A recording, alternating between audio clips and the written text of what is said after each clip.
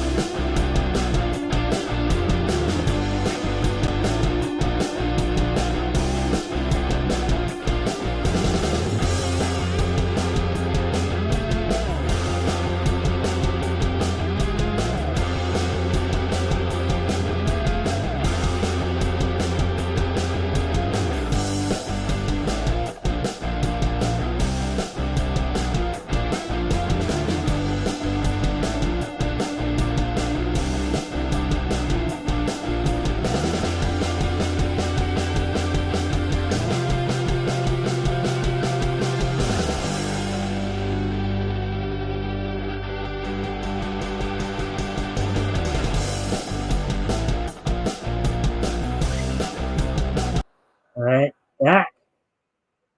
So we're just waiting around for some more people to show up here.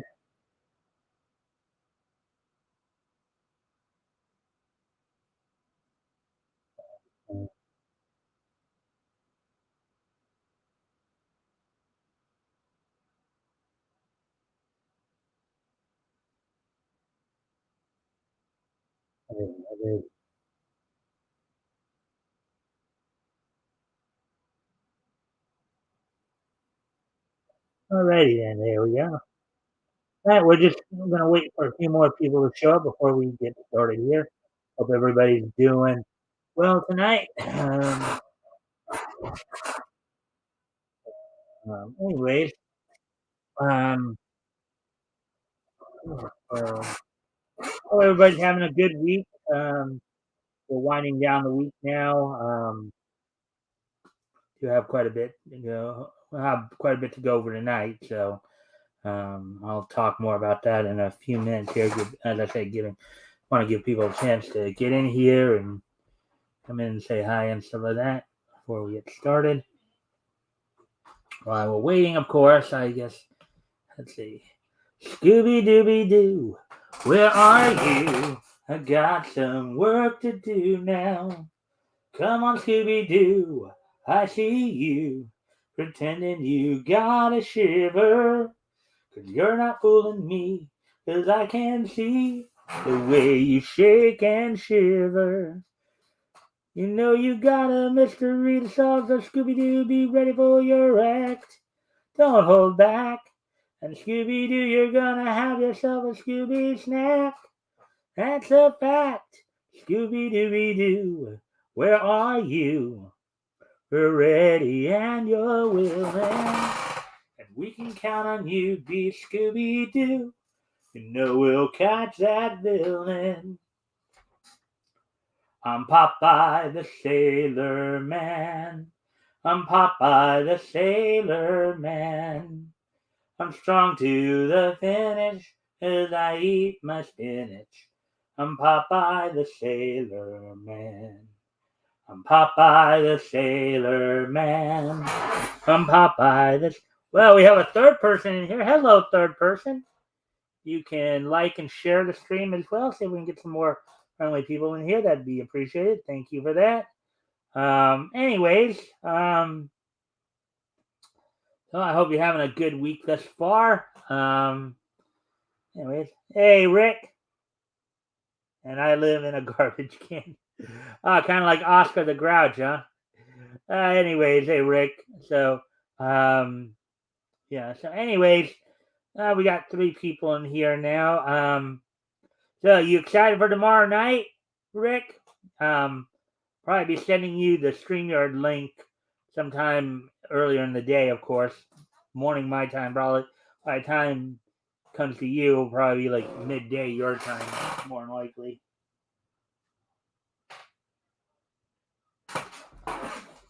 Yep. All right. So let's see. We have 3 people in here now. So, 4 people. Hello. You can like and share the stream. See if we can get some more friendly people in here. That'd be appreciated. All right. So I guess we got some people in here now. So um, go over kind of what's going to be on tap for tonight. I basically have like about 8 stories to go over. 7 anime and 1 comic. The 1 comic related will be in regards to an announcement that Mark Miller's making on his latest project. That'll come a little later. Hey, RJ, spread out. Give me some elbow room. All right, but anyway, so we do have like 7 other anime stories that we're going to be covering as well as part of the news coverage tonight. A lot of them are profile pieces. You got some profile piece on like Kiki's delivery service, Jin-Roh, Wolf Brigade. Let's see, what else are we gonna? As I said, we're gonna be talking about Mark Miller's announcement a little later in the broadcast. We're gonna learn a little bit about what makes Quintessential from Couplet, even though it seems like it's a typical harem anime. What separates it apart? Also, Semantic Error's third season lands a premiere date. Let's see what else. We're going to find out a little bit why Giovanni never fired Team Rocket in Pokemon. Mob Psycho's got a new trailer release date, plot, and news to know. And then, of course, some of you may have also heard Crunchyroll purchases major online store Right Stuff International. So, that plus the Mark Miller story a little later on.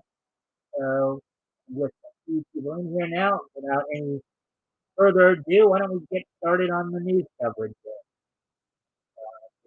A little early for it, but that's okay. As long as I got people coming in at this time, I'll be glad to start early.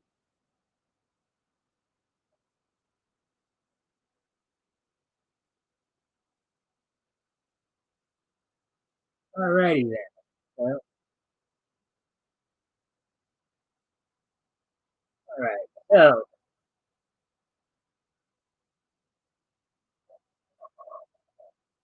TV delivery service has only become more relatable with time. Now, TV delivery service, of course, is a classic anime, one of the classics from Studio Ghibli. So, let's see what they have to say about it here. This looks more like a profile piece, as it were. Studio Ghibli 1989 classic TV delivery service is a heartfelt movie, but its story is even more relevant and relatable today. Article by Jonathan Reno, published 13 hours ago. Yeah, right there. Going back to old films can be a bit of a minefield. Sometimes an old movie you love doesn't hold up because of changing social trends or the constant march of technological progress. However, there is a rare breed of film that, due to either luck or forethought, grows more relevant as time passes. For whatever reason, the message becomes more potent when viewed through a modern lens and perfectly speaks to current anxiety. And Kiki's Delivery Service is one of these films. Wow, that's quite a statement to make. I wonder what kind of gets me curious to kind of the reasoning they think that. But I hope you guys kind of catch that as well. Anyways, as we shall continue on here, article. First released in 1989, Kiki's Delivery Service was animated by Studio Ghibli and directed by the legendary Hayao Miyazaki. The story follows Kiki, a young witch in training, who moves to the city of Toriko and opens a witch delivery business, transporting goods using a broomstick. However, after some tricky errands, she finds that she she can no longer fly and is losing her magical powers, forcing her to find a way to get them back.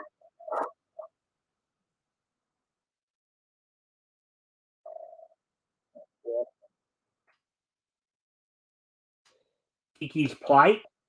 Her artist block induced burnout caused by overexerting herself was already highly relatable in 1989.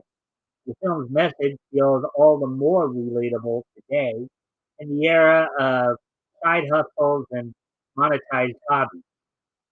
Monetized hobbies like YouTube, right? I think we've seen that, right? YouTube, Twitch, you name it, right? Um, OnlyFans, Twitter. I don't know if Twitter is as much a side hustle, but anyways, um, in fact, Kiki is a case study for the latter. Um, While she enjoys her delivery work at first, it quickly ends up becoming a job, which sucks all the fun out of it for her. Transforming a passion from a fun activity done for its own sake to a grind done out of responsibility is something that will resonate with many modern creatives. Well, I don't know. We got a couple of modern creatives here now. RJ, Rick, you guys have anything you want to add to that statement? If you're still here, you guys want to add anything to that statement that I just read off there?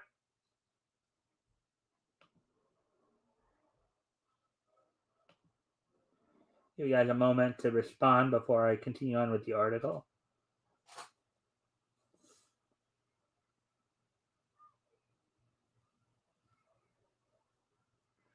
It's like they left on me. hmm.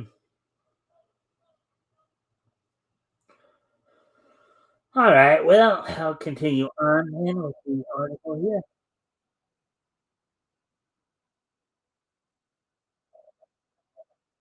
This message is also shown through the film's other characters.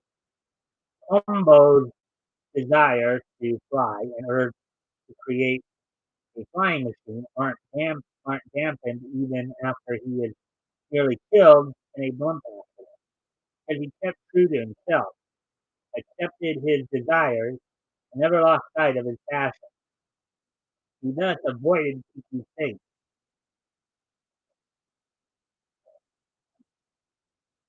Ursula shows how being aware of one's own emotions, tolerating failure, and being kind to yourself are tools that can help in life's most challenging moments. And the lessons these characters embody and part are still valid today. Now, of course, Ursula, that does remind me of something here, of course. Just to remind everybody, Pat Carroll, voice actress Pat Carroll, who voiced Ursula in The Little Mermaid, um, well, a number of other Disney produced, Disney produced features, did pass away recently about a week or so ago. I know I talked about that on Monday. So, anyways, look at that. Look, there's Stevie flying on a broomstick. Stevie's delivery services setting will likely resonate with modern viewers as well. When stressed or burned out, it is often tempting to romanticize other places, believing problems will simply vanish when they move elsewhere. However, Kiki's delivery service shows the folly of this line of thinking. While the city of Portico is beautiful and full of kind people, Kiki still burns out. Even in the most beautiful environment, it is easy to lose sight of why you are doing something. People can end up pushing too hard and fall out of love with their passion, and these problems don't go away with a change of scene, no matter how picturesque it is. Well, that's true, because the setting only up to a point. And guys, as always, if there's anything that you'd like to add to the conversation here, and as we're reading these articles, feel free to do so. There's some real tidbits here that even if you're not into anime or into anime movies, there's some tidbits here that I think even apply to other things too. They were saying earlier in the article about the idea of monetized hobbies. We know this as YouTubers, obviously. Even if some of us are not monetized, still we kind of get the idea. I mean, even I consider what I do kind of an occupation as much as anything. So, anyways, continuing on with the article here. See, this is what makes the movie's message about the power of community and mentorship all the more crucial. Kiki is lucky to have a community on her doorstep. Uh, the film shows that community building is an active process. That community building active process filled with many small moments of kindness, from giving someone a place to stay to simply listening to their problems. And I think even in our online community here as YouTubers, I think we see this too, to a certain extent. We help each other out. We like and share each other's videos. We try to get the word out to try to broaden the community more. So like, uh, I think what Jonathan here is saying in the article here, we can apply that to modern day. We can apply that to our lives as YouTubers too here in a way. And draw some comparisons there. While Kiki aims for independence, the movie perfectly showed the stark difference between being independent and trying to be overly self-reliant with zero support. This is a tricky balance to learn, especially for those who grew up in certain circumstances. I guess to a certain extent, I can relate to that because for me, I'm trying to find that balance too. I'm trying to throw myself out. So I don't know if you feel too much about that. Anyway, continue on to the article here. It is rare to find a film that becomes more relevant with age. The nature of filmmaking means movies are often products of their time and environment. The delivery service shows that Studio Ghibli has always had a knack for creating stories, characters, and settings that resonate with people and speak to their personal wants, dreams, and anxieties. This is partially why the film remains so timeless. Although viewers aren't flying on a broomstick through a beautiful village, it's still easy to understand what Kiki is going through. And as these issues become more common to talk about, the film likewise grows more relatable. Kiki's delivery service is now streaming on Netflix, HBO Max, and Prime Video. So yeah, so if you have a chance to catch that, you should probably catch it. It sounds like a very good movie to catch.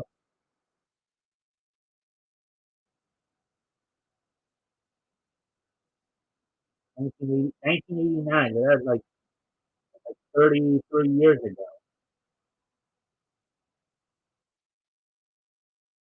It was there for article here. Let me see if you guys new or if you guys again, guys, if anything in the articles we're reading them, if anything catches your attention, feel free to comment on them. Uh, all, com- all commentary is of course appreciated. If I can answer any questions that come up, I'll my best to do so.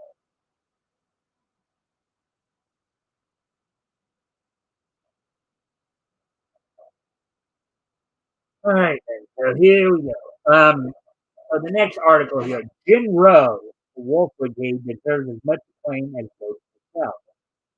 let's see what they're talking about here. Jin-Roh, the Wolf Brigade, was an underrated anime gem showcasing the medium strength in the same way that Ghost in the Shell did beforehand. Uh, article I sent it to Donahue, published 12 hours ago. Let's see what this is about.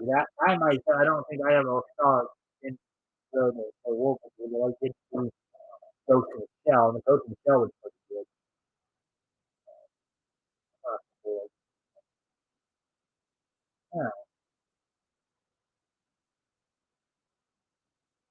Hopefully she will come back. And Ghost in the Shell was a monumental work in the history of anime, especially as it relates to the medium finding worldwide acclaim. The 1995 film, which went on to inspire Western productions like The Matrix, was directed by Mamoru Oshii, um, who uh, who has quite a lengthy filmography. One entry in the list was 1999 Jin-Roh, The Wolf Brigade, which, much like Ghost in the Shell, was based on a previous manga. Which, of course, newsflash, just about all anime you can think of. I think the majority of anime is based on a sports manga. I don't think for those who are more versed in the medium, they're well aware of that fact.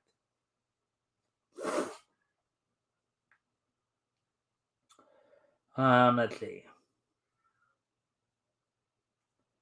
In this case, Oshi's Kerberos Panzer Cop.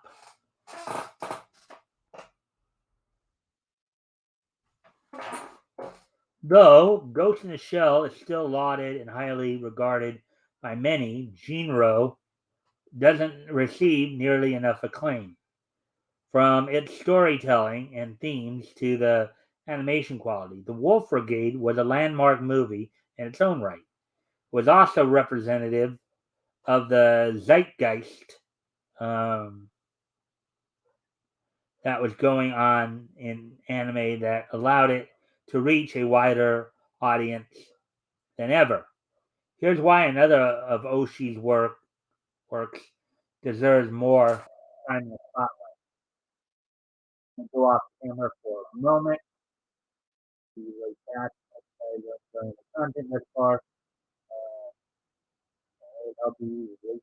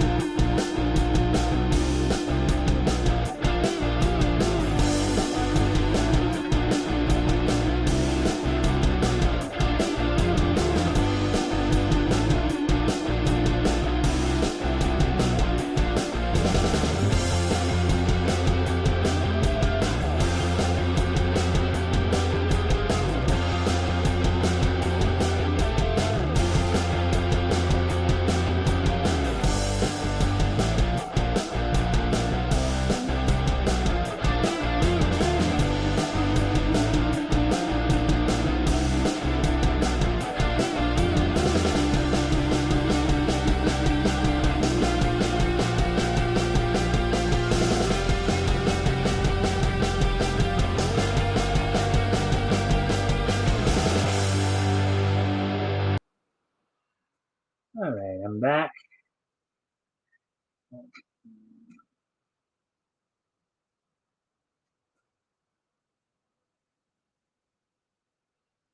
All right, so what was Jin-Roh, the Wolf Brigade? Okay, so let's start off with that. That's what they're talking about here, what they mean by that.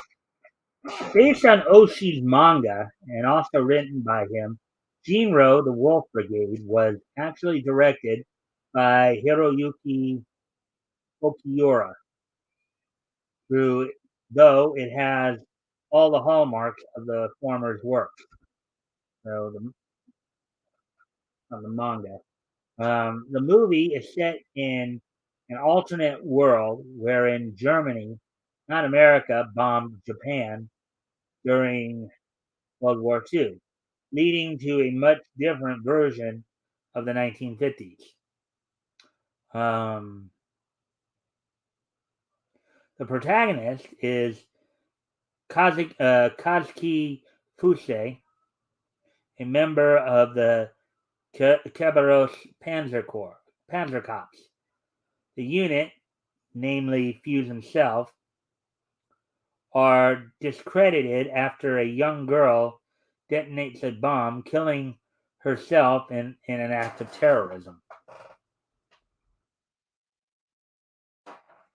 Distraught over what happened, Fuse meets Kay, the supposed sister of the girl who detonated the bombs. Together, they uncover the truth surrounding the girl's actions as well as that of the Panzer Cops themselves. Allegiances change and conspiracies are revealed in a world where the truth is constantly hidden from the public, with unrest being the only constant. Originally meant to be an OVA, Jin-Roh became a movie after production was finished on the Ghost in the Shell film. Given some of their thematic similarities and artistic beauty, it's a shame that only one of these works is particularly well known. Sounds like Jin-Roh would be a good movie to check out.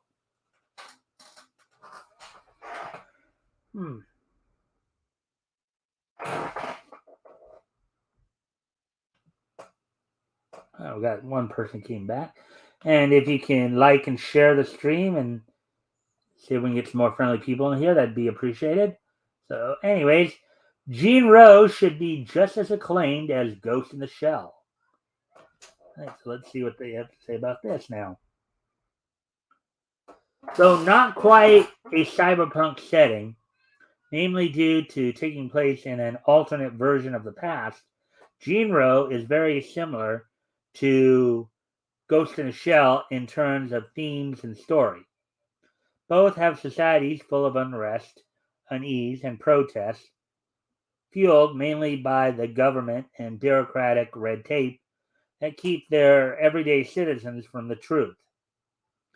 Nothing is as it seems, with even the main character being constantly bewildered by plot twists and secret information. Jin-Roh's tone is a haunting one where everything feels tense and morose, giving weight and purpose to every action.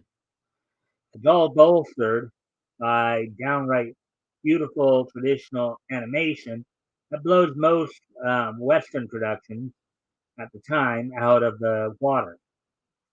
Writer Andre Mazzone noted um, that this was indicative of a different culture in Japan, where animation and film had a much greater amount of creative freedom.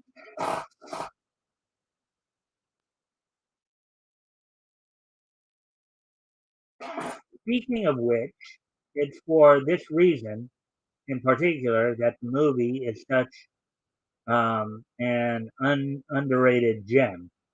Like Ghost in the Shell, the dark and brutal Jin-Roh released at a time when animation was still almost entirely seen as quote unquote kid stuff in the West. The Western home video success of Ghost in the Shell, the MTV fueled popularity of Ninja Scroll, and the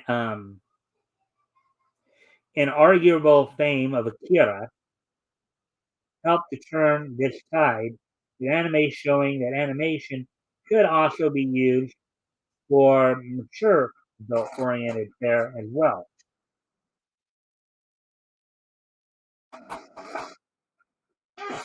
Sadly, it hasn't had the same longevity as Ghost in the Shell, which still gets sequels to this day.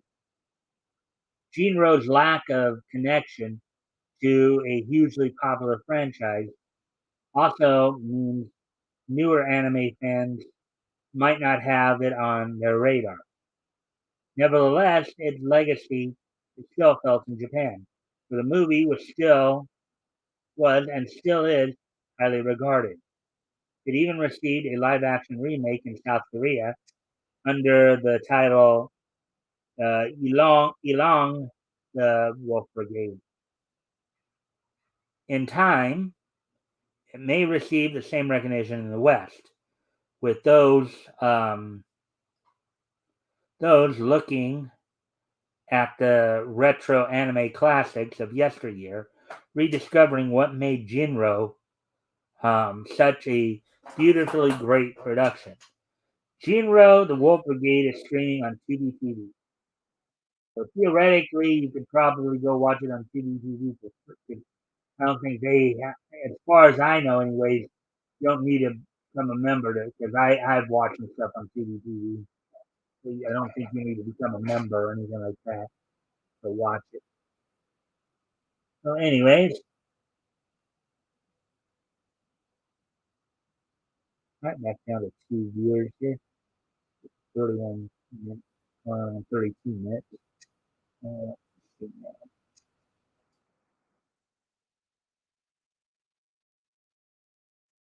Ready to move on to the next article here, or the profile piece here. I'm going to step away from the computer for a moment as I will be right back. Hope to see more people when I get back here.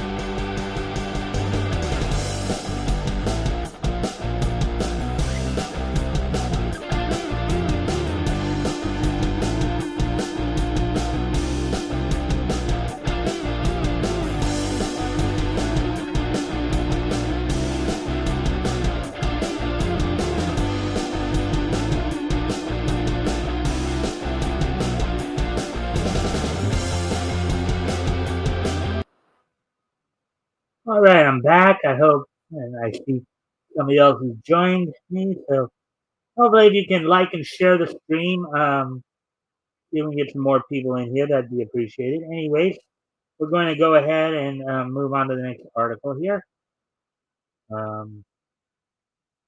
Alrighty then. So,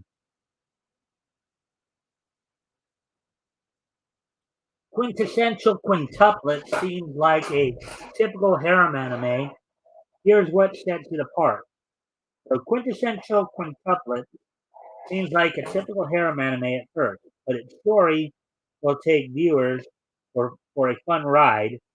It's one of the better harem anime. Um, Article by Mayhem Arslan, published 9 hours ago.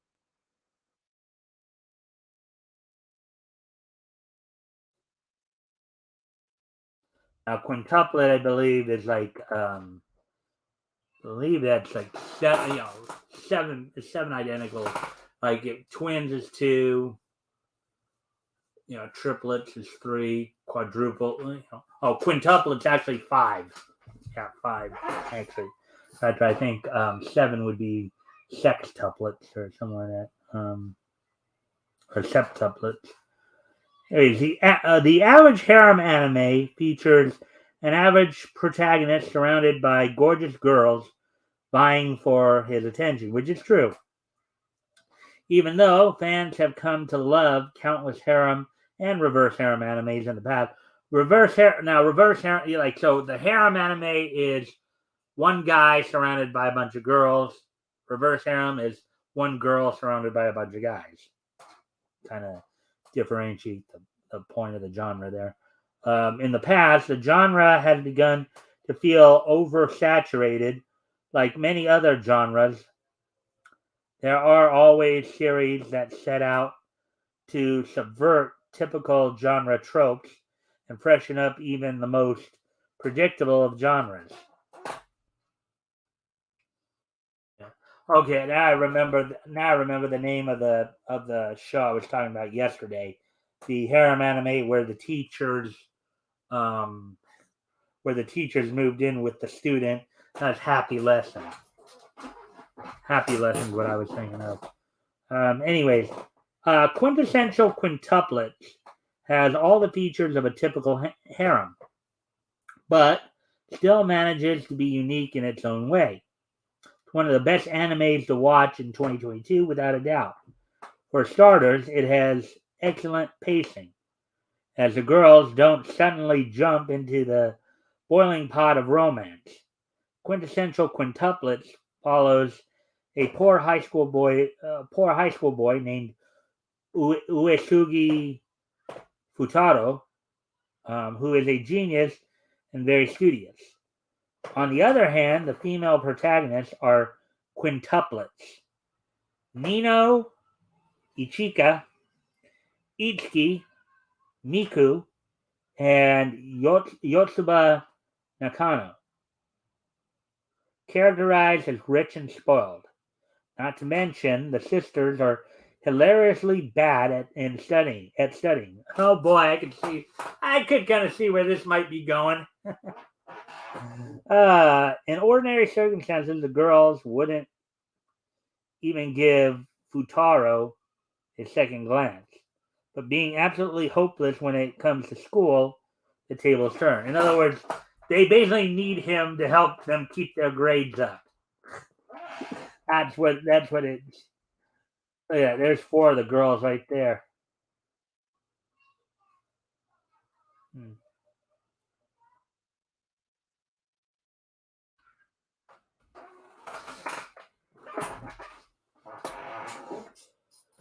Futaro is hired by the sister's father to tutor the girls. Problem is, the quintuplets aren't interested in studying at all, and none of them are willing to compromise with Futaro. Futaro. Yeah. Hmm.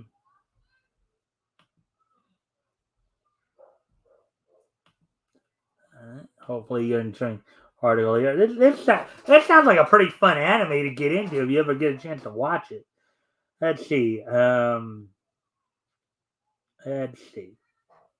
At least in the beginning, it would seem that the girls would be all over him by the second episode, but that's the beauty of quintessential quintuplets. It's a slow burn, especially in the first season. Yeah, in typical harem animes, it's almost like to get right into it real quick. But I guess what they're saying here is quintessential quintuplets actually takes a slower pace to get things moving along. So, which would be considered kind of refreshing for a harem anime. While the second season is the one where all the drama begins. However, the sisters despise Futaro right from the beginning, and it's a tough call for Futaro because not only does he have to earn their trust, but also get them to study together. Hmm. So you basically have five, very cute, probably very popular girls who just hate studying, you know, and now they got to deal with this nerd who's trying to get them to study, get them to trust him that he will get them to, because their father, father probably can't be too happy with the fact that girls are bringing home low grades and low scores.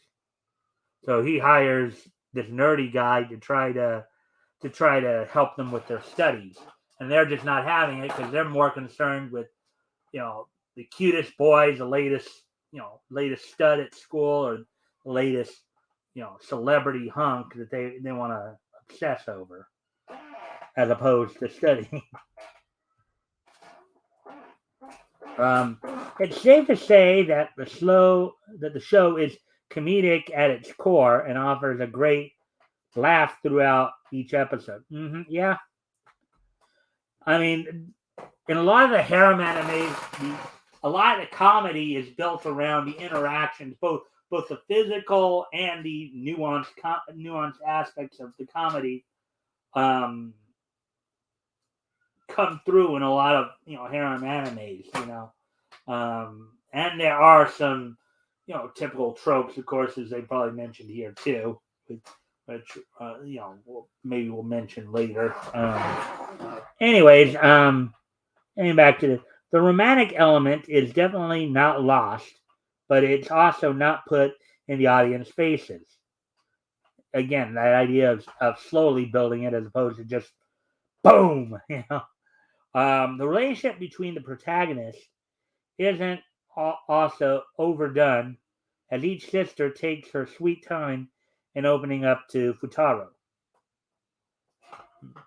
And as in many cases with harem anime, one of the other beautiful things about a lot of harem anime too is just watching each girl's, in a harem anime, it's watching each girl's reaction with the central protagonist, the male protagonist, and in a reverse harem, watching um, each male character interact with the female protagonist. You see this as well in Oron High School Host Club being one of the more well-known reverse harem animes. So, let's see. On the other hand, Futaro is only interested in keeping the job and doesn't intend to start anything with a sister. In other words, he's not interested romantically. He just wants to go there and do his job, get the girls to study more, and he doesn't want to. But it becomes increasingly complex for him to stay out of their lives as he comes to care about them and each of their individual problems. Which is, well, again, when you're spending that much time with a person like that, that's natural, right? You spend enough time with a person, and you become a part of their lives, and they become a part of yours. That's another thing I like about harem animes. Um, some people might say that something like an adult like myself watching a harem anime, some people might try to stretch that and say it's something that it's not, but um, there's aspects there that in terms of how the story goes that all ages could appreciate the way the characters relate to each other and how the relationships build. That's something that can be appreciated across all ages. Okay, if you take some of the what some of the more seedy individuals might input into it, or input their own personal interpretations into it as well. Um, Utaro's goal is to keep the sisters' grades afloat without pointing out their lack of brain is the most refreshing thing about him. He's simply a guy who cares about his own sister and is pure at heart.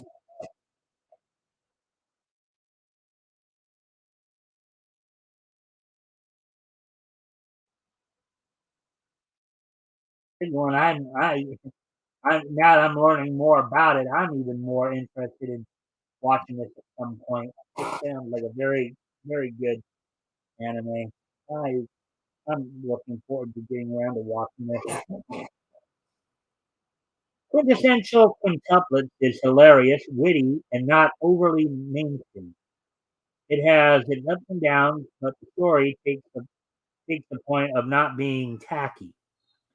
The obvious doesn't happen, and there are quite a few twists where the viewers would least expect it. The biggest secret, teased from the first moments of the series, is that Futaro will inevitably marry one of the sisters. And again, that's kind of a common thing in a lot of harem anime too.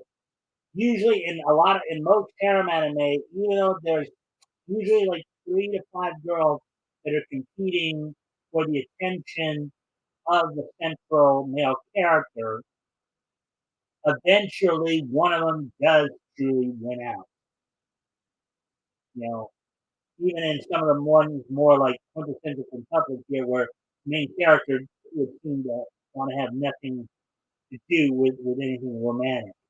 You know, that's another common theme in harem anime where yes, you have the main character and you have 3 to 5 girls usually competing for his attention,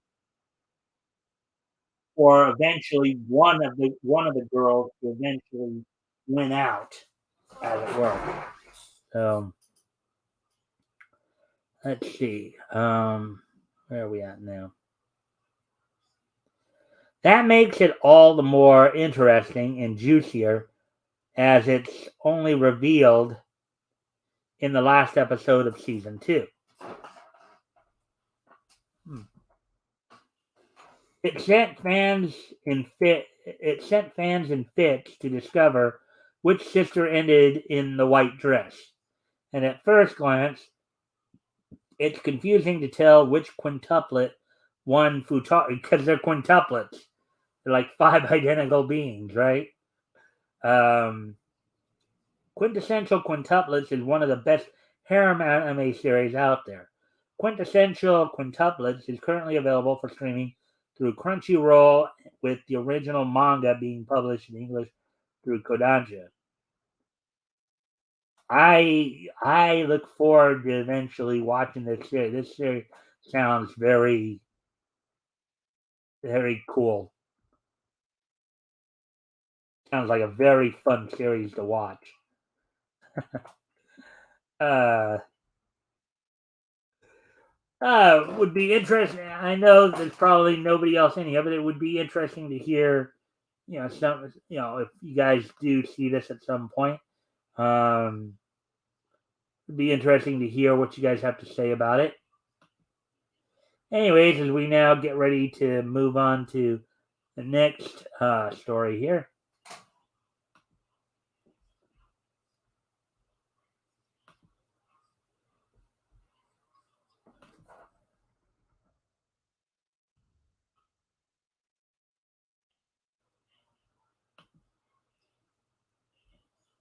Alrighty then.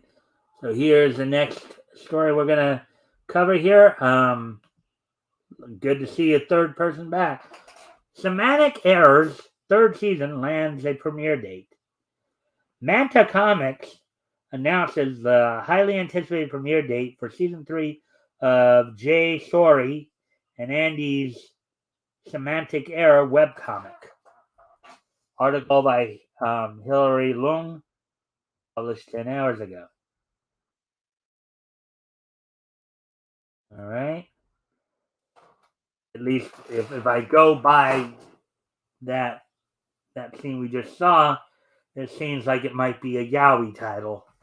Let's just see what's going on here. Manta Comics just announced the premiere date for the third season of the popular BL webcomic. BL stands for Boys Love, so yeah, yaoi. Boys Love is a popular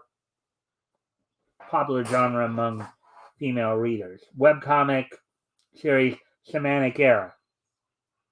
Announced by Manta Comics, the latest season is written by Jay Shorey and illustrated by Angie. Head of content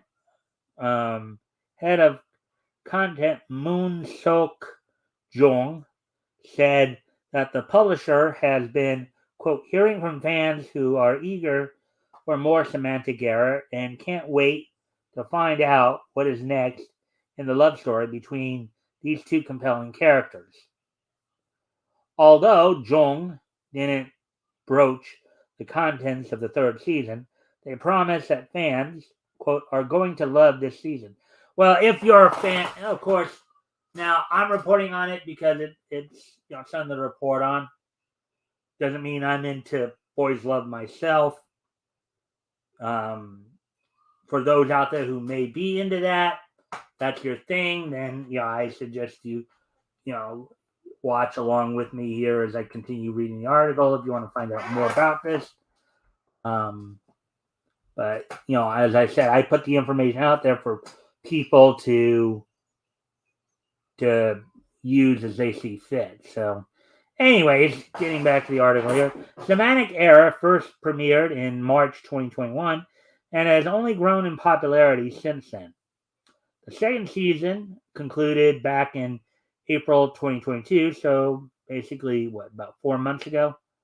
And fans have been waiting eagerly for the continuation of the campus love story. The highly anticipated third season can be read exclusively on Manta Comics on September 8th. I believe it's a Thursday. Semantic Error follows the story of two university students, Songwoo Chu and Jongyong Zhang. As a computer science major, Songwoo lives life abiding by the rules. To him, there's usually a logical solution to every problem he encounters until he meets Jongyong, who is every bit the opposite of Songwoo. Jongyong is loud, exuberant, and seems to want to get under Songwoo's skin at every opportunity. To him, Jai Yong is an, quote, in small quotes, error in his life that he is determined to get rid of.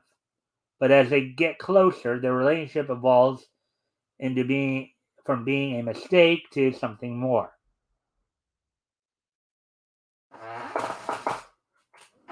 Live action adaptations of Korean BL or Boys Love comics have become more and more popular as of late, with many fans believing it to be an indication of a subtle shift in public attitude towards the genre. Semantic Error gained more widespread, and I can see why you're using that title. Semantic Error sounds like a computer term. More widespread attention when a drama adaptation was released in February 2022, which can be viewed on Viki in the US internationally. The show became a huge success both domestically and internationally, and was even featured at the 26th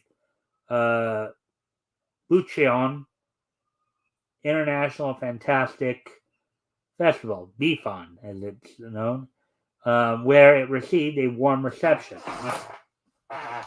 Fans can read the first two seasons of Semantic Era on Manta Comics, which is available on Google Play and the Apple App Store. An ebook version can also be found on Amazon. Fans won't need to wait much longer for season 3, which is slated to premiere September 8th, so in a couple weeks here. So it's meant to come, or I'm sorry, not a couple weeks, more like it's about a month away, actually. A little over a month away, maybe 5 weeks. So anyway, so that's all for that one. Here's another profile piece. Um,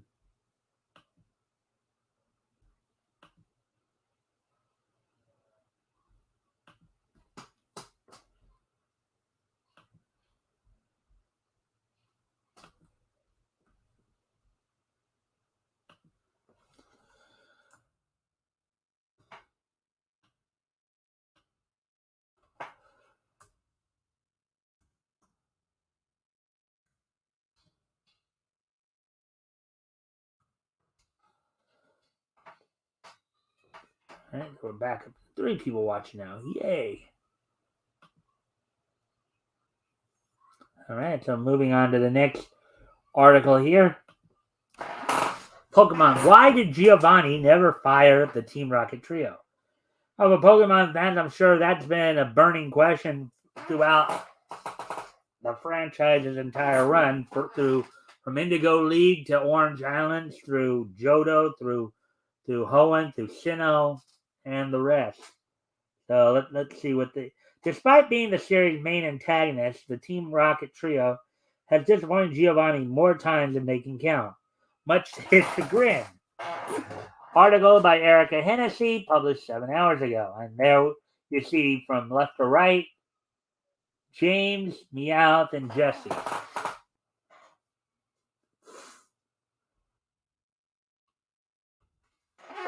Ever since their debut in the Pokemon anime, the beloved Team Rocket trio, consisting of Jesse, James, and Meowth, had their sights on capturing Ash's Pikachu.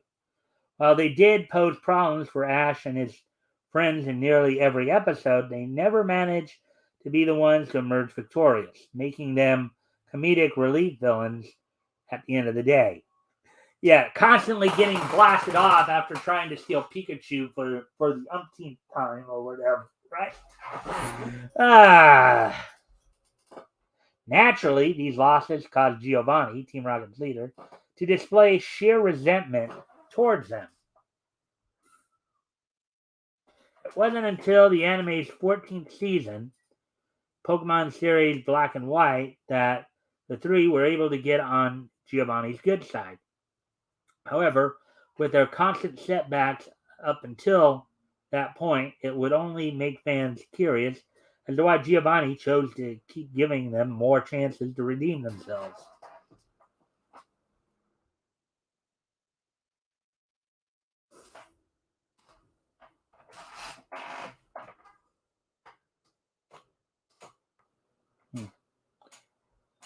Anyway, things are getting a little dim in here, so I'm going to probably need to turn on my light here. So I'm going to go off camera for just a moment so I can turn on the light, but I hope you'll stick around. We'll get more into this story as when I get back. So I'll be back in just a sec here.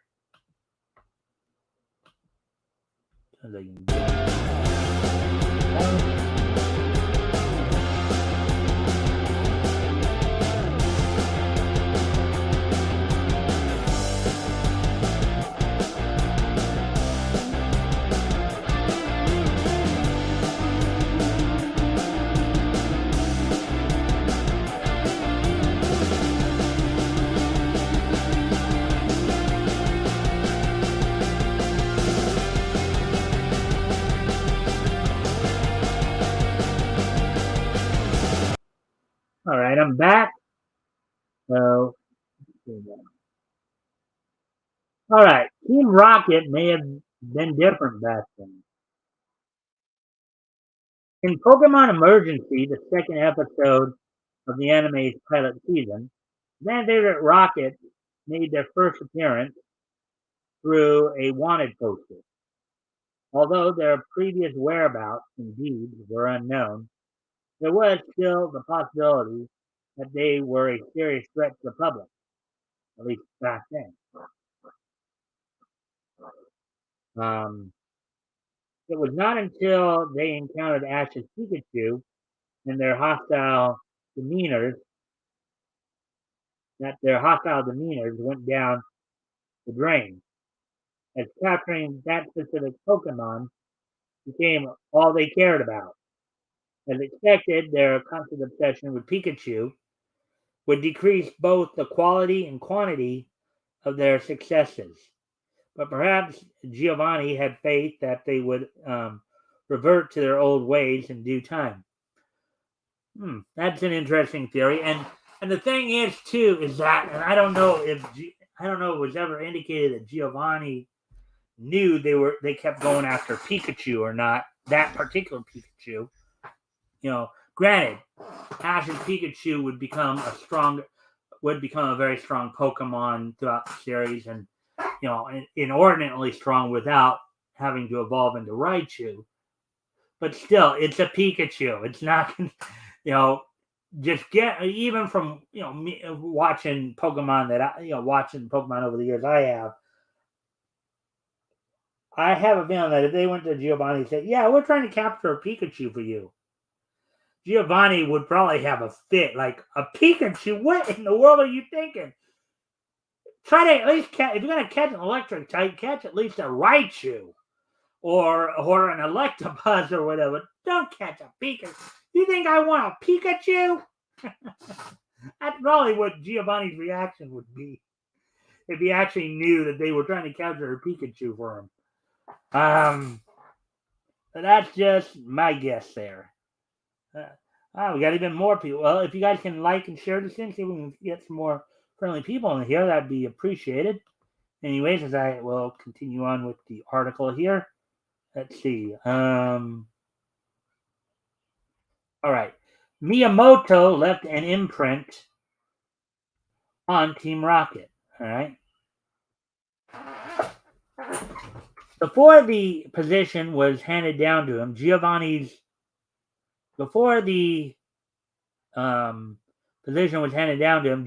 mother, known as Madam Boss, led Team Rocket. During her tenancy, she was close friends with a woman named Miyamoto, who worked as one of her agents, as well as Jesse's mother. So there's so we have Jesse's mother involved, huh? Due to her hard work and unusual success, Madame Boss favored Miyamoto and treated her as if they were of the same rank. So Miyamoto was kind of like up there. So if Giovanni's growing up in that household, Miyamoto would have probably been considered like a second mother to him in a way. When Miyamoto was sent out to South American region to capture the legendary Pokemon Mew, she was unexpectedly caught up in a snowstorm, but presumably being killed in an avalanche. Understandably, this would have left Madame Boss devastated.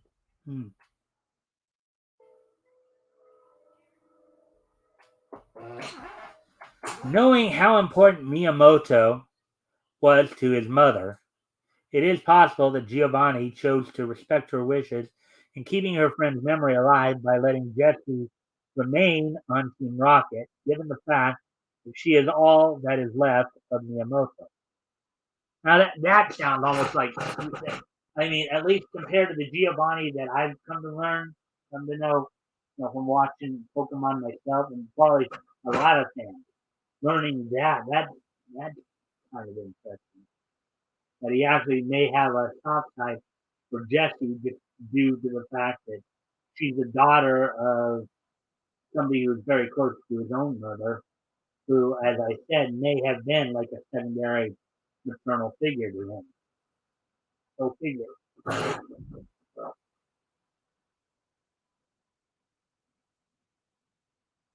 Miyamoto's continuous accomplishments up until the incident in mind, Giovanni may have kept Jessie around in hopes that she would eventually reach her mother's level one day.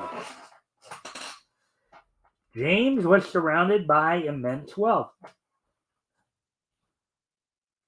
Yeah, this is typical. Anybody with power, it's like, is he okay? Oh, this kid's rich. Yeah, we might want to, even if he's adult, we may want to keep him around because there might come a point in time we may have to get access to that money. Money, money, money, money, money, money. Here comes the money. Here comes the money. Money, money, money, money. Yeah. Anyway, um, continue on here with the article. Being Jesse's partner, it's reasonable to believe that James is kept around for that purpose. However, there is more to him than that. Unlike Jesse, who did not know money when she was growing up, James was born into an extremely wealthy family. While he has cut all ties with them, this would not bother Giovanni in the slightest.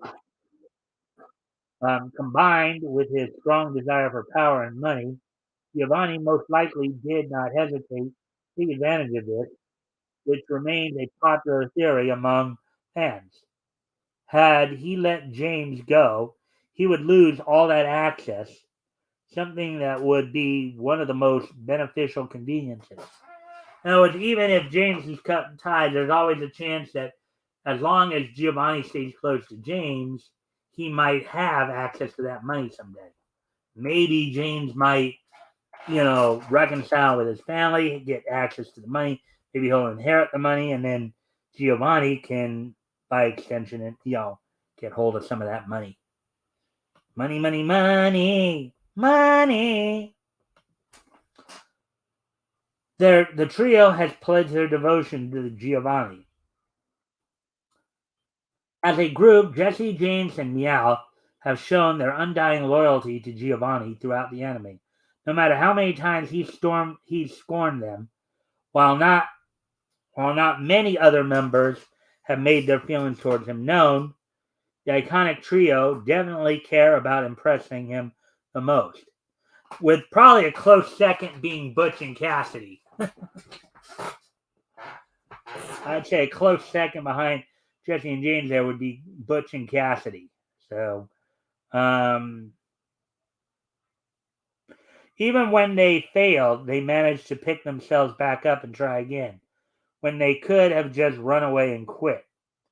Knowing that beggars cannot be choosers, it is possible that Giovanni allowed the three to retain their jobs, especially given the value of loyalty. To an extent, that might be true, but again, at one point their Team Rocket membership did actually expire. During their time in Hoenn, and they had to re up their membership and get caught up on their membership dues.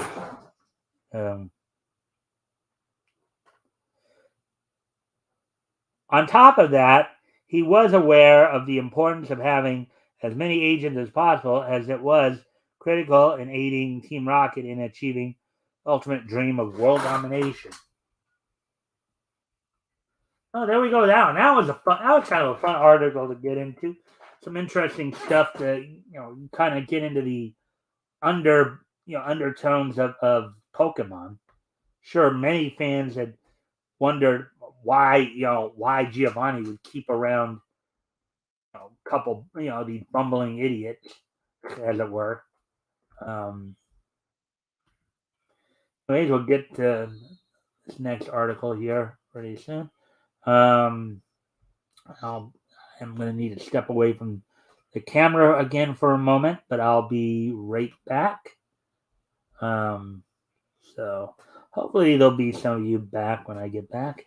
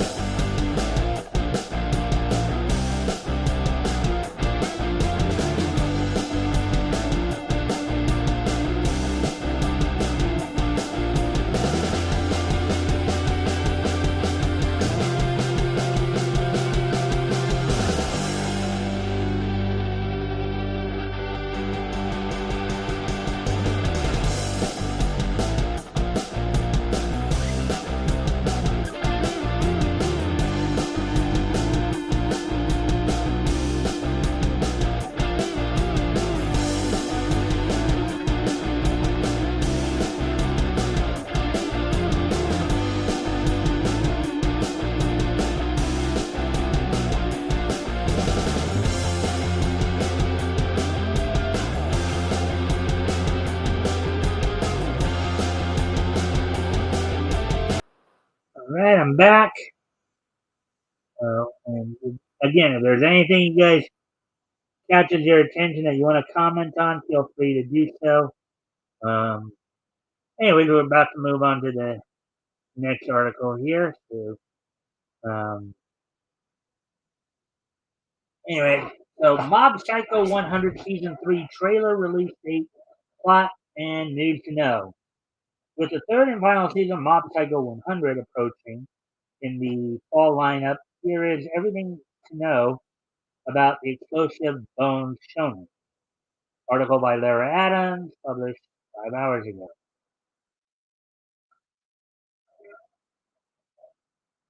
Okay, so the long wait for a new season is almost over for fans of Mob Psycho 100. The hit show from Studio Bones, which also produced My Hero Academia, Full Metal Alchemist Brotherhood, and author one, the mind behind such breakout successes as One Punch Man, filled with memorable characters, stunning animation, and astounding voice acting. Mob Psycho 100 has been a favorite in the anime community since July 2016. Mob Psycho 100 burst onto the scene with one of the most memorable openings in recent history, and its unique sense of humor. This was cultivated in the relationship between the master-student pair of conman Reagan Arataka and series protagonist Kageyama Shigeo, aka Mob, a boy known for his soft spoken demeanor and incredible psychic powers. The plot of Mob Psycho 100. Those of you who don't know, haven't had a chance to watch it. I've watched it a little bit when it was on Toonami. So, Reagan Arataka might be skilled at everything he needs to succeed in life. He's a professional at Photoshop, can give a mean massage, and knows how to walk into a building and instantly command everyone's respect. The only problem is that he's chosen the one career he has no skill for at all: exorcism. Luckily, he has Mob, his middle school apprentice, who he can call up at any time to actually do the work at spirits and such consultation office, while Reagan talks fast and accepts payments even faster. Isn't he a peach, right? Being a psychic has never done Mob any favors, however. He's unnoticed at school, particularly by his crush, as well as shy and unathletic. With a younger brother who outshines him in almost every way, most of all, Mob is terrified of losing control of his emotions. When he does, his powers spiral out of control as well. Yeah, that can be a problem. When you have psychic powers like that and you lose control of them, that can be a bit of a problem. Early in season 1 of Mob Psycho 100, Mob ends up getting haunted by a spirit he exorcises, affectionately called Dimple. But Dimple's plans are never what they seem. A lot of people are suddenly very interested in this powerful psychic around town, some of them dangerous, as peril surrounds Mob and the people he loves. He suddenly has to figure out just how far he can be pushed before there's no coming back. Mob Psycho 100 trailer goes on YouTube.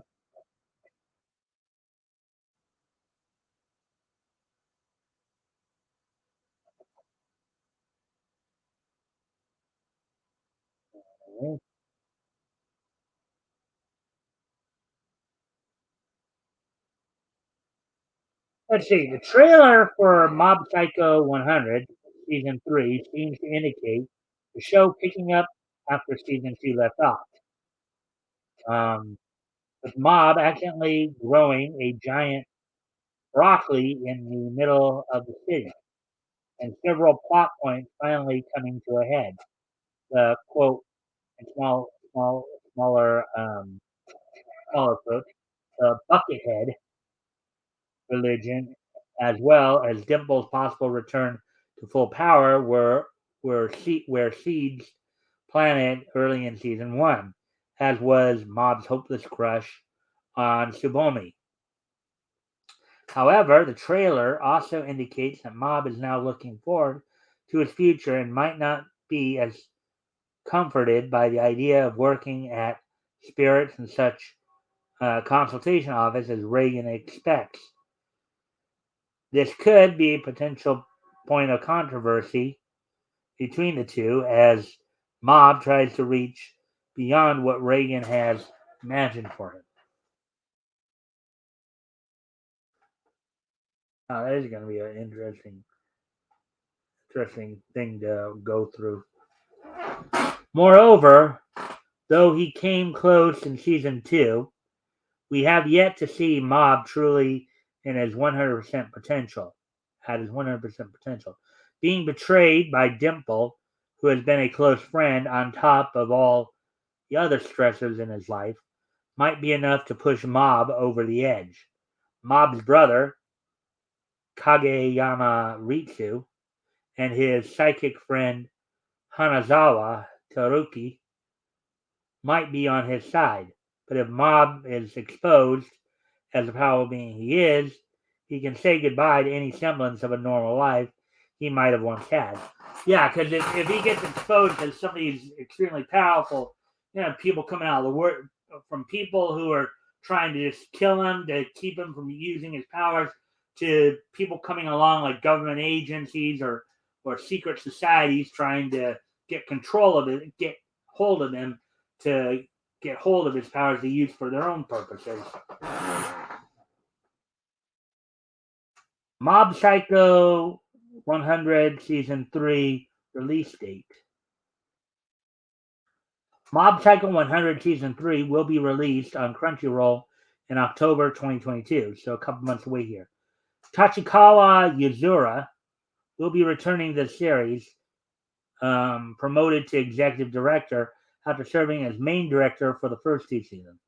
Will return along with main cast members Hiro Setsuo, Mob, Sakurai Takahiro as Reagan, and Otsuka Akio Dimple.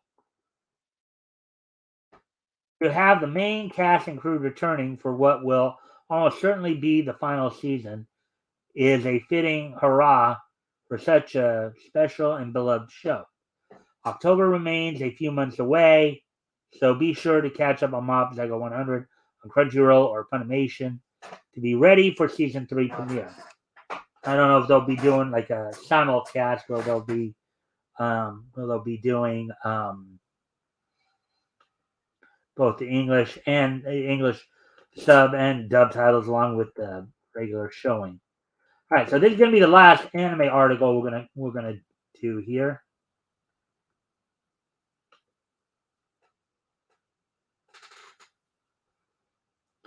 And we're already coming up on an hour and a half. Wow. An hour and 20-something minutes. So, hour 21 minutes to be precise. So, we're making some good time here with this stuff. All right, so here's the last anime article we're going to be reading through. Crunchyroll purchases major online anime store Right Stuff. Online anime retailer Right Stuff has officially been acquired by service Crunchyroll, and the latest of several moves further the Crunchyroll brand. Translation to further strengthen Crunchyroll's monopoly. Article by Sorrel Kerr Jung, published 5 hours ago. And I know that, like, I think at least Cheryl Hay reported on this a little bit earlier as well. Crunchyroll, one of the largest anime streaming services around, seems to be expanding its empire with the acquisition of Right Stuff and the largest online anime-focused retailers. Crunchyroll recently announced on its official news page that it has closed a deal to acquire Right Stuf, an online retailer known for selling anime and manga, as well as related paraphernalia, figures, apparel, licensed games, etc. Right Stuf also sells a handful of anime, manga adjacent items like American graphic novels. Um, a la the stuff that you might find in Image or Dark Horse. Image Comics or Dark Horse Comics. Crunchyroll considers the acquisition an important step in, quote, expanding Crunchyroll's e-commerce offerings, unquote. Again, translation, furthering their monopoly. The company also does currently have its own online store, but it hasn't been a major focus compared to the streaming service. And Right Stuf is considerably larger retailer. Is a considerably larger retailer.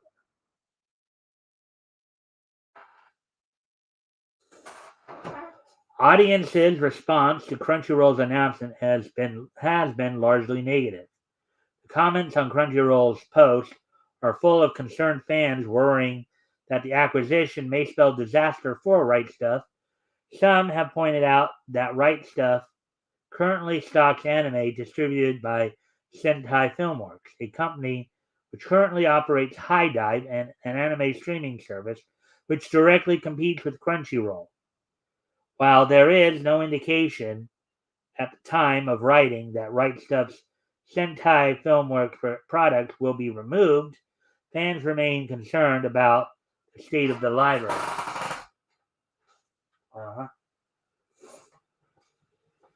Well, it could be that. Yeah, it could be, again, Crunchyroll trying to further empower themselves into a monopoly, trying to squeeze out Sentai. That is a legitimate concern.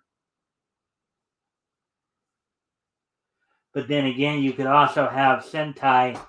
If I was Sentai, I'd be considering maybe teaming up with Vic Mignogna and Anime Matsuri's new dubbing studio to counterbalance what Crunchyroll is doing. That's what I would be considering doing. But Right Stuf's acquisition is the latest in a series of moves made by Crunchyroll's parent company, Sony, in an effort to establish the brand as a kind of, quote, one-stop shop, unquote, for anime. Again, trying to build a monopoly. Recently, the entire library of anime streaming site Funimation, also owned by Sony, began appearing on Crunchyroll. The entire library is expected to make its way to Crunchyroll eventually, but at the time of writing, Funimation is still home to several major pieces of content, including One Piece's English dub, which have yet to make the move to Crunchyroll. Well, I think the only reason One Piece isn't a part of Crunchyroll yet is because they still have a lot of mainstream popularity. They're still getting a lot of push on Toonami, and that could be part of the reason why. At the moment, it's not clear what Crunchyroll's acquisition of Right Stuf actually entails. Whether the site remains untouched or undergoes massive changes remains to be seen. Crunchyroll's entire streaming library, including many titles previously unavailable exclusively on Funimation, can be accessed with one of the service's 3 paid subscription tiers. A select number of titles are also available to stream for free with advertisements, although the company has been steadily scaling back its free anime offerings since Funimation merger. Of course, because if you're the only game in town, why offer free anime? You charge a toilet bowl full of money to basically gouge the customers. Anime, manga, and merchandise sold by Right Stuff can be purchased on the Right Stuff website, which doesn't seem to have any significant changes just yet. Give it time. Give it time. Right? That's what I think a lot of fans are saying. Give it time. It will soon enough. All right, so now we're going to get into the one comics article we're going to. I'm going to do a little, let's see.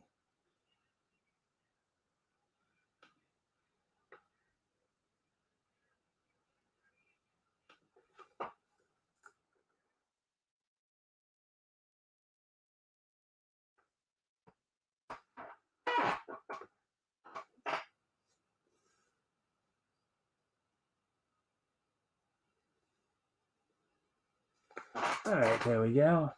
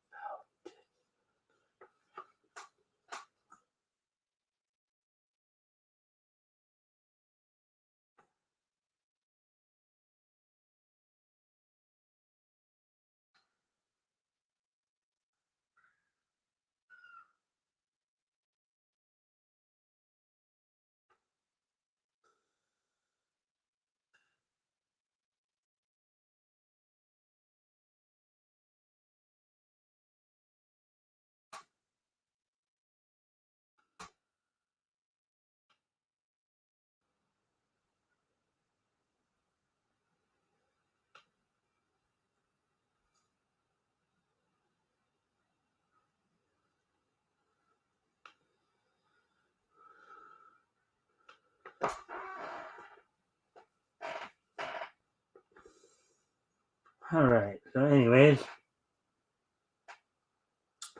Exclusive Mark Millar's new Vampire series has the lowest cover price in modern comics. Wow. CBR can exclusively reveal Mark Millar's new Vampire series, Nightclub, will be sold to fans at an incredibly low price when it launches in December. Article by Brian Schur, published 12 hours ago. That's interesting. Mark Millar's new Nightclub Vampire series will be sold to fans at an extremely low cover price. CBR can exclusively reveal Miller World's Nightclub, a new series launching later this year, will be sold to fans for $1.99 an issue. Wow, that is by comparison of today's comics, that is a low price. That's a price going back something like 25, 30 years for a price that low. Wow. The biggest thing I hear in comic stores is that comic books are too expensive and everyone is absolutely right, Miller said.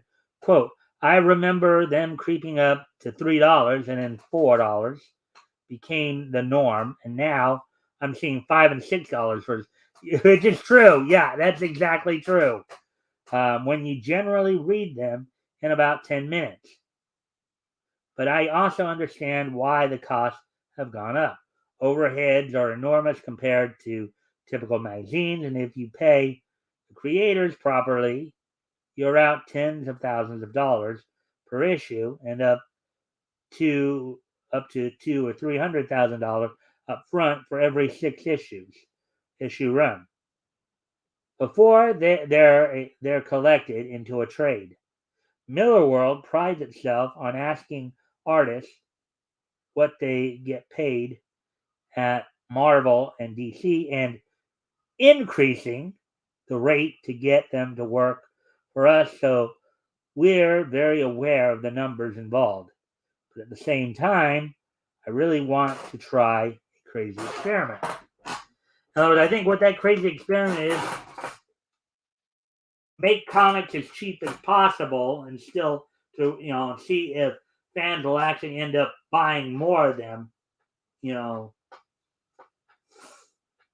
of course, this is not the only reason why comic sales are down, but it can be a major contributing factor with the price. But I think most of us know that it's more than just the price.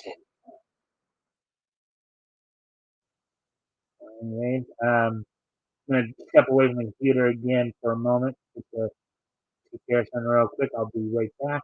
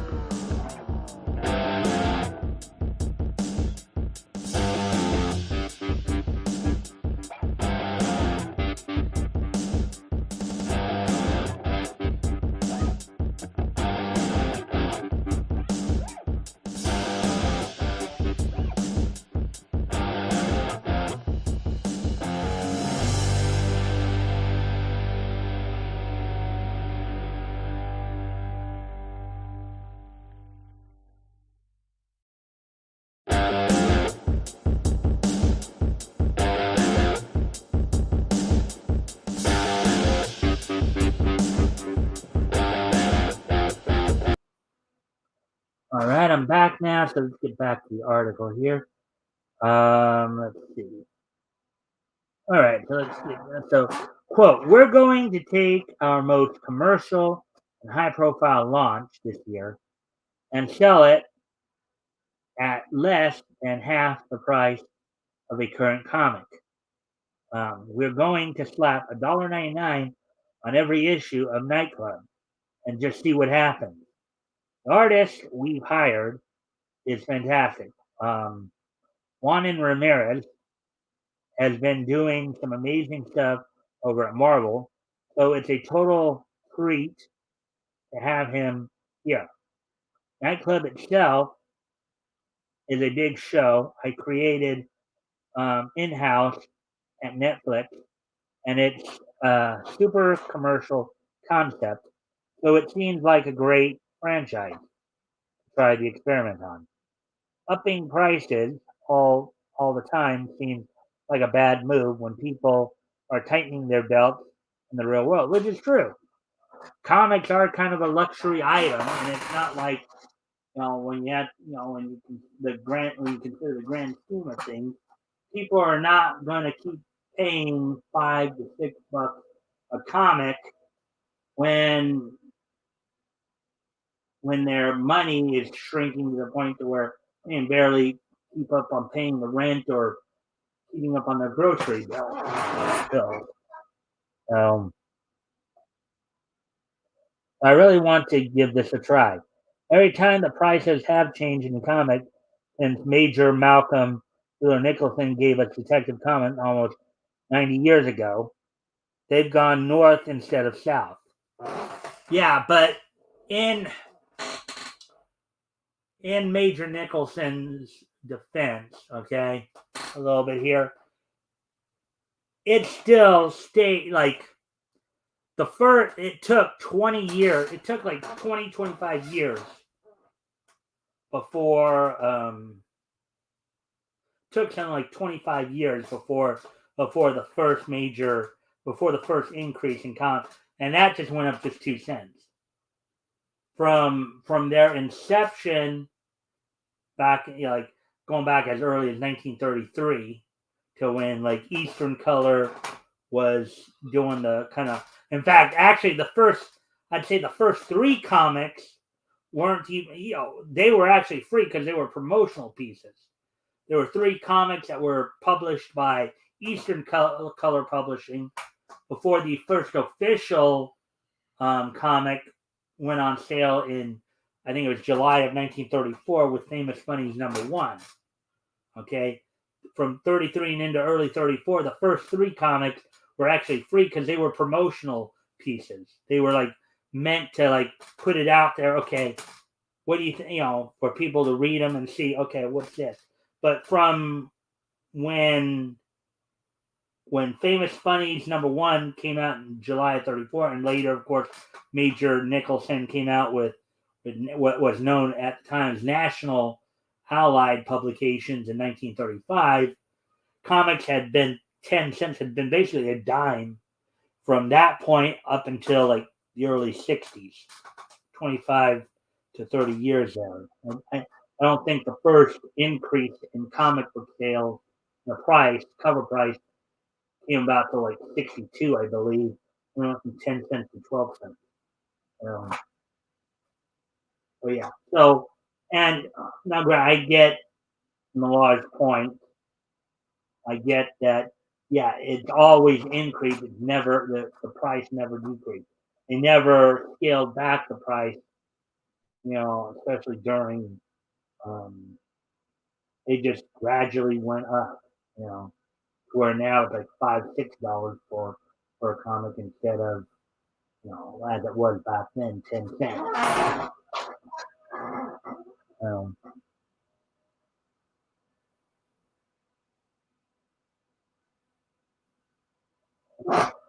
all right. So, anyways, continuing on with the article here.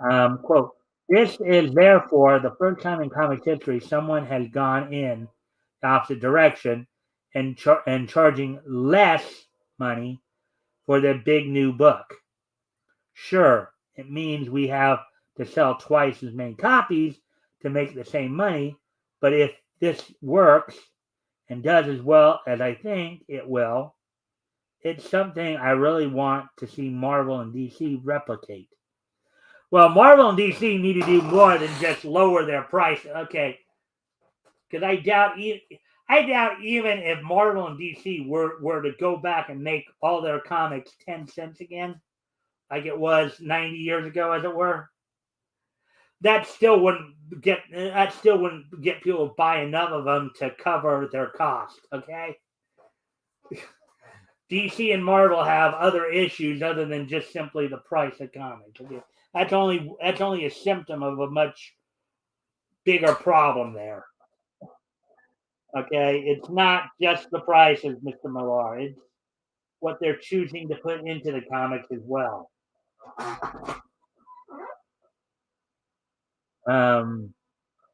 This could be a game changer for everyone. The creative team still get paid the same big bucks, and the customer gets their comics at half price. It's perfect. Yeah, well, that would work, and that would work more with independent comics, but um,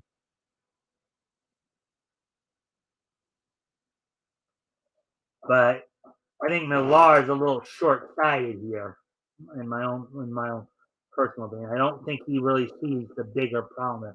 It's not just the price of the comic itself, because most people will, if they like something enough, they will pay whatever price is out there for it.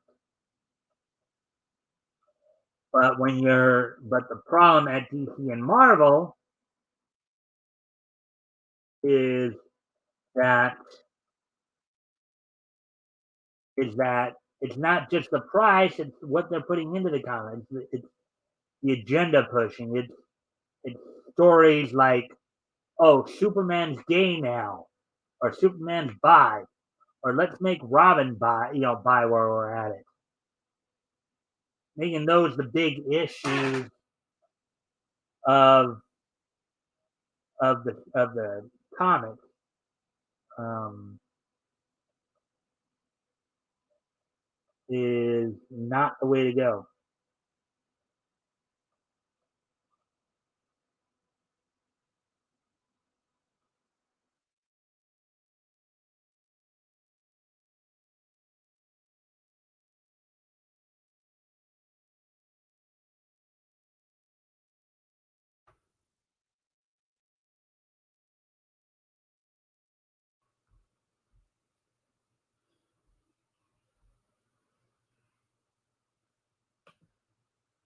Excuse me a moment, folks. I need to check something real quick.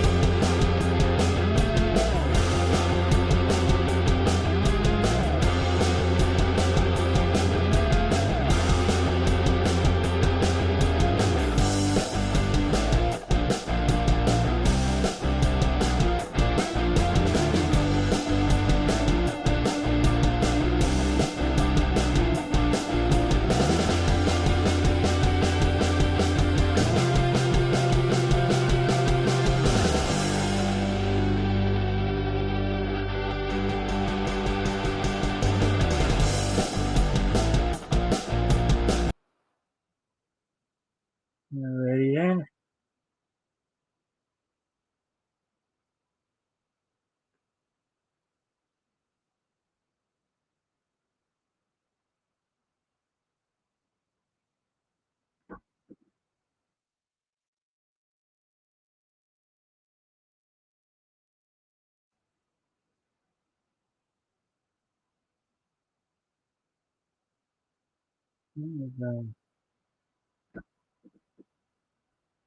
Anyways, all right. So maybe one more thing. Maybe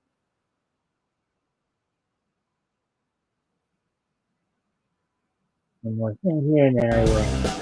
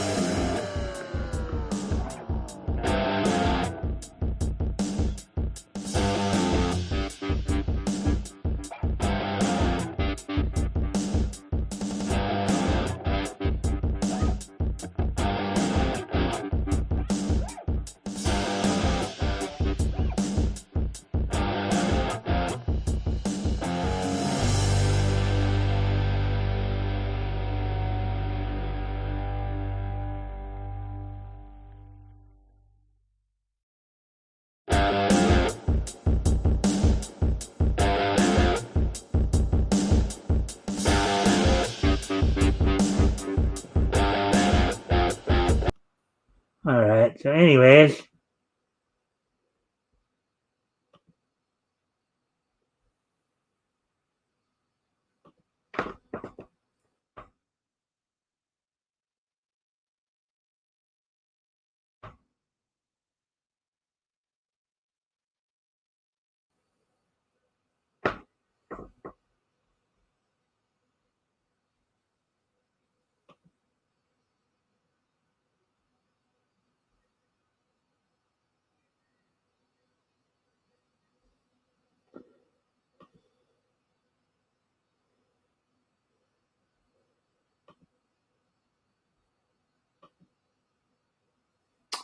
anyways. All right. So, anyways, getting back to the article here.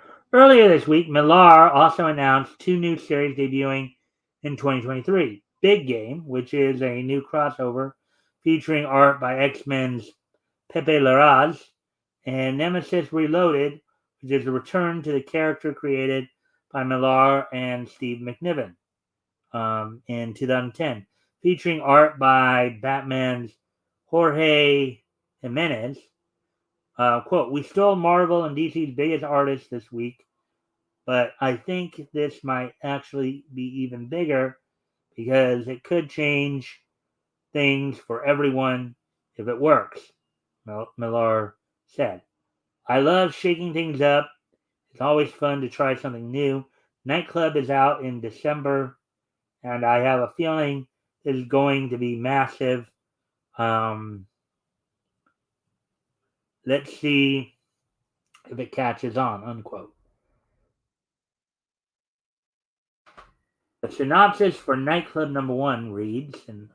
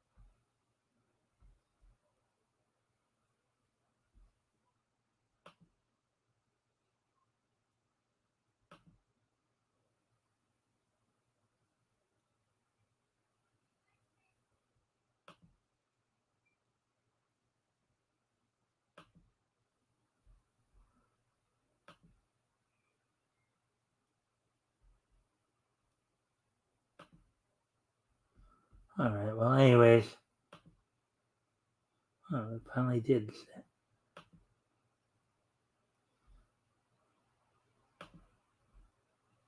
Alrighty then. So, anyways, getting back to the article here. The synopsis for Nightclub number 1 reads, quote, you're 17 years old and you've been bitten by a vampire. Do you live in the shadows and drink human blood or use your newfound gifts for the dream life of a costume superhero like you always wanted? You're bulletproof. You can crawl up walls, turn to mist, bats, or even a wolf. Why not have fun? Note this quote: this series will be $1.99. Take that, DC and Marvel. Unquote. Nightclub cover art comes from Ramirez, Greg Capullo, Ben Oliver, and Danny Strips. The first issue released in December. Alrighty then, so there we go with that one.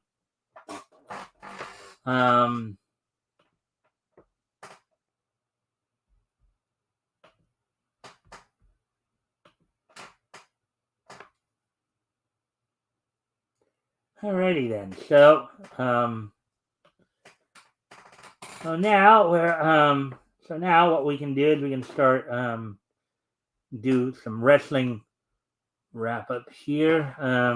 Go over wrestling roundup here a little bit. Oh, what am I doing?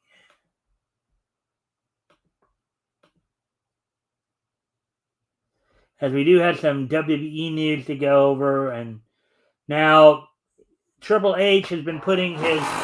Looks like Triple H is continuing to put his stamp on the WWE's creative direction, as it looks like more and more changes are coming, slowly but surely, to both the Raw and SmackDown programming. So that's all that's going down there. Now, among some other news, more AEW news, of course. So some things happened last night. Chris Jericho, basically retained his shot at Jon Moxley for next Wednesday's Quake by the Lake event on Dynamite, and bringing out the Lion Tamer this time to finish off Wheeler Yuta. Now, in this case, instead of putting his knee in his back, he actually put his knee right on Wheeler Yuta's head. That was quite a torquing going on there. So had that. The Acclaimed defeated the Gun Club in the dumpster match, which kind of surprised me because I would have figured again with Billy Gunn having the experience with it, the guns would actually. But what I see, the thing that the Acclaimed versus Gun Club feud tells me is that Tony Khan is very leftist. Okay, he's very leftist. You can see this. A lot of this top, maybe not everybody, but we know that like CM Punk, who he wouldn't strip the title of, has some far left, thoughts.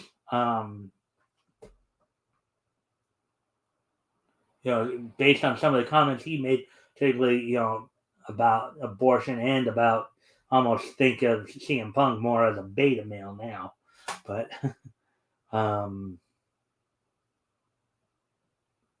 normally I don't get into politics on here, try not to, but you can just tell because basically I think what they're showing as in the Acclaim versus Gun Club feud, it looks to me like they're doing the whole, well, we're going to portray the Guns here as these dumb Southern boys, kind of somewhat representative of Donald Trump. I mean, we haven't seen Sting around in a while. Sting, we know, is a born-again Christian. I wonder why that is. Now, granted, I know he's 63 years old. They haven't been pushing him. They've also talked about Maxwell J. Freeman being gone, but whether that's kayfabe or not, but I get the feeling that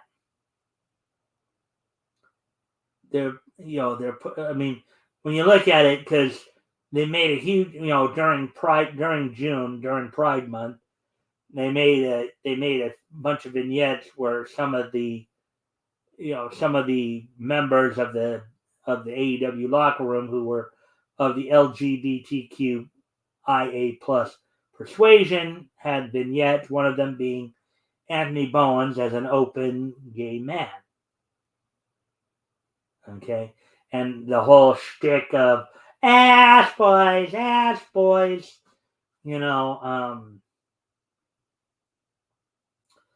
think they're basically with that particular rivalry trying to push an agenda there. Now, of course, I'm still going to keep reporting on them. Keep reporting on AEW. That's what a responsible news journalist does. Thunderstorm lost to Thunder Rosa and Tony Storm lost to Dr. Britt Baker and Jimmy Hayter in their return, with some help, of course, from Rebel, who was in the corner of, wasn't quite as clean a victory as maybe the Doctor and Jamie Hayter would have you believe. They did definitely get some help from Hayter or from Rebel with some timely interference. Christian Cage defeated Matt Hardy. Powerhouse Hobbs in action as well. But one of the other big stories that came down during the night was kind of not the full split, but basically, so the Undisputed Elite, which was consisting of Adam Cole, the tag team of Red Dragon, Bobby Fish, and Kyle O'Reilly, and then the tag team of the Young Bucks. There's a split there as Cole and Red Dragon basically jumped the Young Bucks. Cole was, Cole was upset that, from at least according to the promo, was upset that Young Bucks chose not to take Bobby Fish on as their third partner in the upcoming Trios tournament because Kyle O'Reilly and himself are not cleared to wrestle yet. They're both still injured. So, since the Young Bucks and even Brandon Cutler was a little surprised, but coming out to make a save was Adam Page, and now it's no longer the Undisputed Elite, maybe the Undisputed of Adam Cole, Bobby Fish, and Kyle O'Reilly going up against the Elite of Young Bucks and Adam Page. Now, whether or not this is all going to come to fruition, we don't know yet. We'll just have to wait and see. Again, a lot of what's been said by a lot of commentators is that there's too much top tier talent in AEW right now for its own good. They got too many guys who are kind of more upper second tier or main eventer type guys, and not enough mid carders to kind of help balance it out. So we'll just have to wait and see. Well, anyways, that's all on the wrestling roundup. Of course, Impact's on tonight. We'll probably have some more news on Monday on any updates in regards to Emergence, which comes up next Friday. As I told you with that, Emergence already signed, of course, I believe Josh Alexander defends the Impact World title against Alex Shelley. Jordan Grace defends the Knockout title against Mia Yim. And Rosemary and Taya Valkyrie are defending Knockouts tag titles against the team now known as Vex, Chelsea Green and Deonna Purrazzo. And a 10-man tag, the Bullet Club is taking on Honor No More. If Honor No More wins, then Mike Bennett and Matt Taven get a shot at Good Brothers for the Impact World Tag Titles. If they lose, then Honor No More has to split up. So I just check to see if there's anything new coming out of that, see if anything else has been signed here real quick, or if even my source here has even updated that at all. It hasn't been updating that. Anyways, but I'll have more information on all that on Monday, of course, with the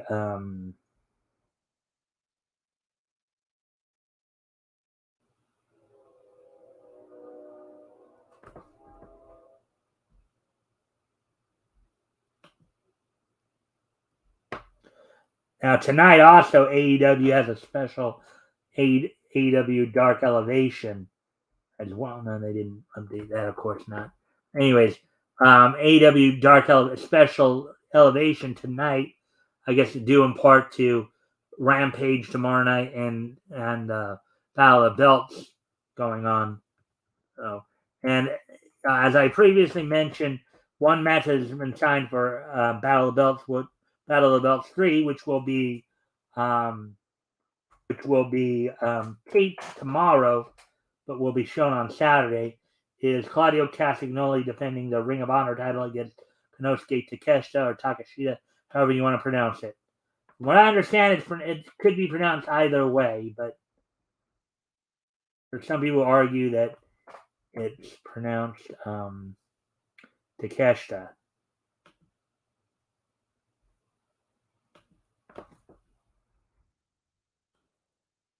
So apparently also signed for For Battle of the Belts 3, Thunder Rosa will be defending the women's AEW World Women's title against Jamie Hayter at that event. And Wardlow defends the TNT title against Jay Lethal. And so that's all that's going on at Battle of the Belts. And then let's see what's going on for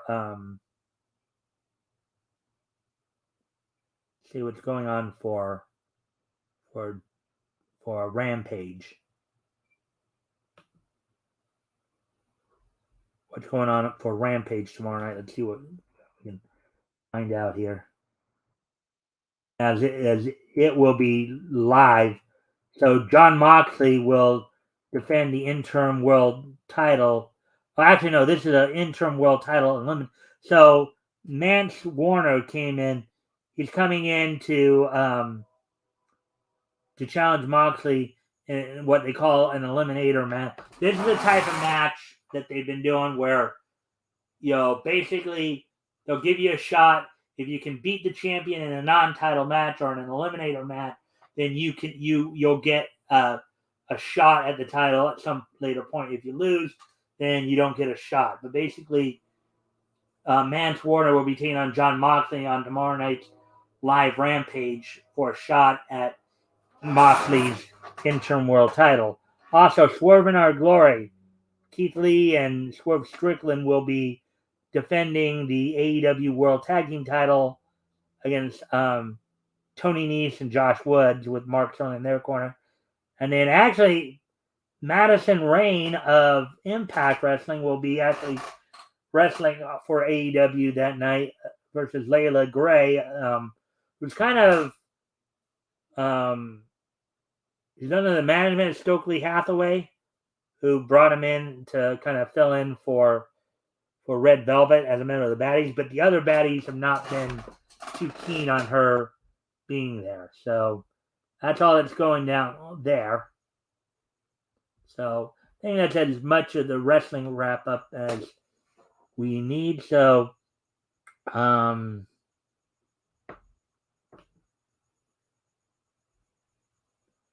so what I will do now then is I will I'll go ahead and I'll start to wrap up here.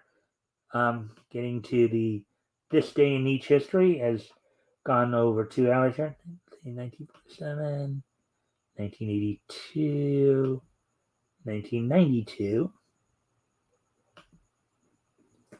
and 2007. Okay. So without any further ado, let's look at today being Thursday, August the 4th, 2022. Let's take a look back at this day in each history. History! So first off, we're going to head back 75 years ago. We're heading back to 1947. As on this date, in 1947, the 20th issue of Real Clue Crime Comics from Hillman, the 20th issue of Real Clue Crime Stories from Hillman Comics went on sale on this date. As I told you earlier, it was 10 cents back then. 10 cents for a long time. This one's 48 pages. So on this date, 75 years ago, the 20th issue of Real Clue Crime Stories went on sale on this date back in 1947. Anyways.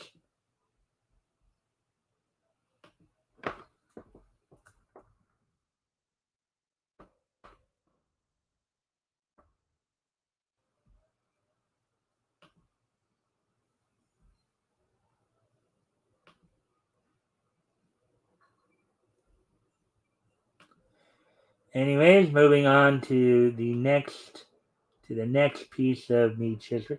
Actually, we have some birthday wishes to send out. As first off, I'd like to wish a happy 40th birthday to current Impact Wrestling wrestler and producer Chris Sabin, real name Josh Hartner. Happy 40th birthday to Chris Sabin of Motor City Machine Guns fame, currently an active wrestler and producer on Impact Wrestling right now.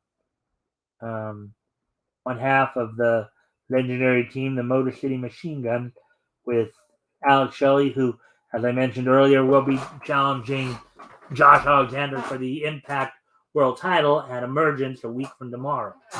So happy 40th birthday to Chris Sabin. And we have also another set of birthday wishes to send out. As I'd like to also wish a happy 30th birthday to Dylan and Cole Sprouse, the Sprouse twins.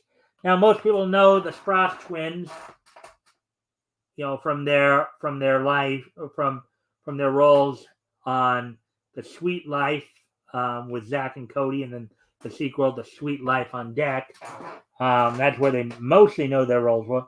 But on the animation side of it, they've also lent their voices to such works as Eight Crazy Nights, Kung Fu Magoo, and Emperor's New School. So I'd like to wish a happy 30th birthday to Dylan and Cole Sprouse, the Sprouse twins.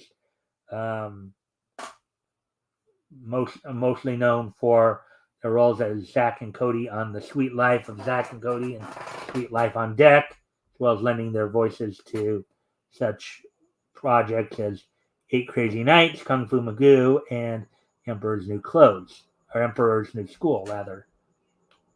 So with that, we have one more piece of niche history to go through.